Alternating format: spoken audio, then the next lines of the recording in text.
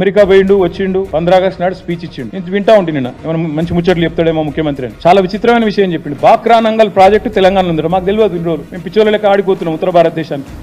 మాకు తెలిసి ఇక్కడికే పోతుంటుంది. ఇంత గొప్ప ముఖ్యమంత్రి మాకు ఇచ్చినందుకు కాంగ్రెస్ పార్టీకి ధన్యవాదాలు. విచిత్రంగా ఉంది మాకు ఈ రుణమాఫీ విషయం. నేను అందుకే ముఖ్యమంత్రి గారిని సూటిగా సవాల్ చేస్తాను. రేవంత్ రెడ్డి గారు నీకు చిత్తశుద్ధి ఉంటే నిజంగానే నువ్వు చెప్పిన మాటల్లో ఒక 1% నిజం ఉన్నా నీ నియోజకవర్గానికే పోదాం రా. సెక్యూరిటీ లేకుండా భద్రత లేకుండా రా. మీడియాని తీసుకొని పోదాం. మీడియాని తీసుకొని మంచిగా లైవ్ టెలికాస్ట్ కిట్లను తీసుకొని పోదాం. నీ కాన్స్టిట్యున్సీ కి పోదాం. ఊరు కూడా నీ ఇష్టం, మండల్ నీ ఇష్టం, ఊరు నీ ఇష్టం. రైతు వేదికలు కట్టిండు కేసీఆర్ మంచిగా. రైతులను కూర్చోబెట్టు. ఒక్క రైతు వేదికలో నన్న రైతులు కనుక 100% రుణమాఫీ అయిందంటే నేను అక్కడే నా రాజీనామా పత్రం స్పీకర్ గారికి పంపిస్తా. రాజకీయం వదిలేసి శాశ్వతంగా ఇంట్లో కూర్చుంది. ఒక్క ఊర్లో ఏదన్నా ఒక్క ఊర్లో చెప్పిస్తావా? నువ్వు చెప్పిన దానిలో వాస్తవం ఉందా? నువ్వు చెప్పిన లెక్క ప్రకారం రైతులు రుణమాఫీ జరిగిన విషయం వాస్తవమే అయితే కొడంగల్లో ఏ ఊరో నువ్వే డిసైడ్ చేయి. పోదాం. కేవలం కొడంగలే కాదు, మేము వదిలిపెడతా అనుకుంటున్నామేమో. మా నాయకులందరికీ నేను ఈ రోజు పిలిపిస్తా ఉన్నా ఈ పత్రికా సమావేశం ద్వారా. రాష్ట్రంలోని ప్రతి నియోజకవర్గంలో మేము చాలా ఊర్లు తిరుగుతాం ఇప్పటి నుంచి. ఈ పచ్చి మోసం ఏదైతుందో దీన్ని ఎండగట్టడానికి బీఆర్ఎస్ పార్టీ నాయకత్వం 1000 మంది ఉంటే కేవలం 100 మందికి ఇచ్చి మేము మొత్తం కంప్లీట్ చేసినామని పోజులు కొడితే ప్రధాన ప్రతిపక్షంగా మా బాధ్యత మీ వాదనలోని దొల్లతనాన్ని ఎండగట్టడం. ముఖ్యమంత్రికి నిజంగా దమ్ముంటే ఆయన నా సవాల్ స్వీకరించాలి. Let him